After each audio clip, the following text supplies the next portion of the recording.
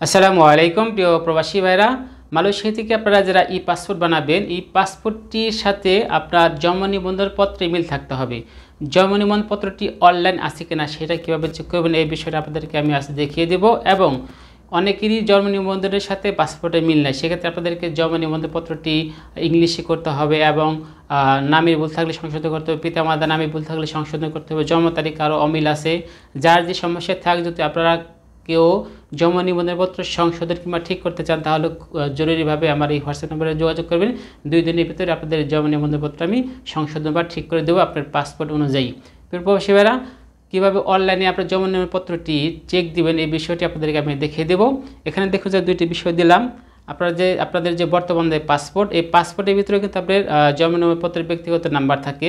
এখানে দেখুন যে 17 ডিজিটের একটি নাম্বার আছে এবং জন্ম নিবন্ধনপত্রের যে নাম্বার ওটাও কিন্তু 17 ডিজিটের থাকে, ওইটার এটা সেম থাকে। যদি সেম নাও থাকে তাহলে কিন্তু কোনো ভয় নেই আপনাদের, কারণ জন্ম নিবন্ধনপত্র যখন আপনারা একবার আপডেট করবেন সেটা এই রেজিস্ট্রেশন নাম্বারটা চেঞ্জ হয়ে যায়, এটা কোনো সমস্যা না। তাই প্রিয় প্রবাসীরা, এবার দেখুন যে আপনারা কীভাবে অনলাইনে জন্ম নিবন্ধনপত্রটি চেক করবেন। প্রিয় প্রবাসী ভাইরা, আপনারা প্রথমে গুগলে যাবেন, গুগলে গিয়ে লিখবেন EVERIFY everify.bdris.gov.com, এটা সম্পূর্ণ লেখার পরে সার্চ করবেন।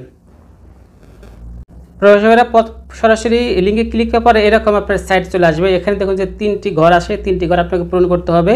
তার আগে এই লিঙ্কে যখন আপনি আসবেন তার আগে আপনার প্রথম কাজ হলো উপরে দেখুন যে 3টি 3 ডট দেওয়া আছে, 3টি 3 ডট, এই 3টি দাগে আপনি ক্লিক করবেন। 3টি দাগে ক্লিক করার পরে আপনি নিচে আসবেন, নিচে দেখুন লেখা আছে ডেস্কটপ সাইট, এই যে খালি ঘরটা এখানে আপনি টিক মার দিবেন, টিকসই দিবেন। টিকসই দেওয়ার পর দেখুন যে লেখাগুলো ছোট হয়ে গেল। এটার মানে হতেছে আপনার মোবাইলটি কিন্তু এখন আর মোবাইল নাই, আপনার মোবাইল হয়ে গেছে কম্পিউটার। এখন আপনি এখান থেকে এই 3টি খালি ঘর পূরণ করে সুন্দর করে আপনার অনলাইন কপিটি চেক দিবেন এবং ডাউনলোড করে ফটোকপি করবেন। তাহলে আর কি আপনাদেরকে আমি সুন্দর মতো বুঝিয়ে দিয়ে দিই। প্রথমে যে লেখা আছে বার্থডে রেজিস্ট্রেশন নাম্বার, আপনারা যেটা ব্যক্তিগত নাম্বার বলেন বা বার্থডে কাগজের যে সিরিয়াল নাম্বার, এটাই কিন্তু বার্থডে রেজিস্ট্রেশন নাম্বার। কিছুক্ষণ আগে যে পাসপোর্টে দেখালাম যে ব্যক্তিগত নাম্বার, ওটাই কিন্তু বার্থডে সার্টিফিকেটের নাম্বার। ওই নাম্বারটা এখানে আপনারা বসাবেন। আমি একটি নাম্বার এখানে আপনাদেরকে বসিয়ে দেখিয়ে দেব, আপনাদের নাম্বার আপনারা বসাবেন।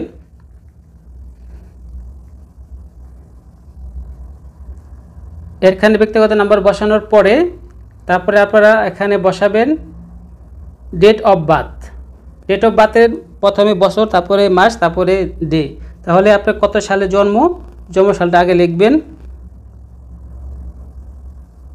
জন্ম সাল আগে লিখতে হবে আপনাকে। জন্ম সাল আগে লিখলে এখানে আমি 1976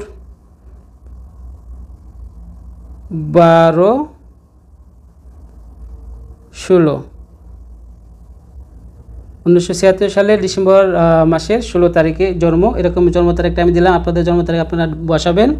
তারপর এখানে দেখুন যে 81 - 28, 20 বছর আগে তো লেখাপড়া সাইডে দিচ্ছেন, লেখাপড়া ভুলে গেছেন নাকি মনে রাখছেন, এটা পরীক্ষা দিবেন না, অবশ্যই তো দিতে হবে নাকি। এখানে 81 থেকে 28 মাইনাস করলে আপনার কত থাকে, 81 থেকে 28 মাইনাস করলে কত থাকে, এখানে মাইনাস আসছে, আপনার বেলায় প্লাস আসতে পারে, যেমন 50-এর সাথে 13 যোগ করলে কত হয়, এরকম আসতে পারে। এখন আপনি মাইনাস করুন, 81 থেকে মাইনাস করুন। আপনি যদি 81 থেকে 28 মাইনাস করেন তাহলে কত থাকে,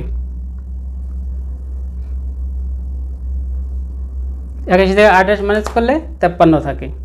এখানে আপনি আমি 53 বসালাম। আপনার বেলায় কিন্তু সংখ্যা কিন্তু ঠিক থাকবে না, দেখুন গেল যে 40-এর লগে 20 যোগ করলে কত হয়, তাহলে এখানে আপনি অঙ্ক পরীক্ষা দিতে হবে। ওকে, এটা বসানোর পরে তাহলে 3টা ঘরে কিন্তু পূরণ হয়ে গেল। এখানে যে সার্চ লেখা আছে, এখানে সার্চে ক্লিক করবেন। দেখুন সার্চে ক্লিক করছেন, কি সহজেই আপনার অনলাইন কপি চলে আসছে। দেখুন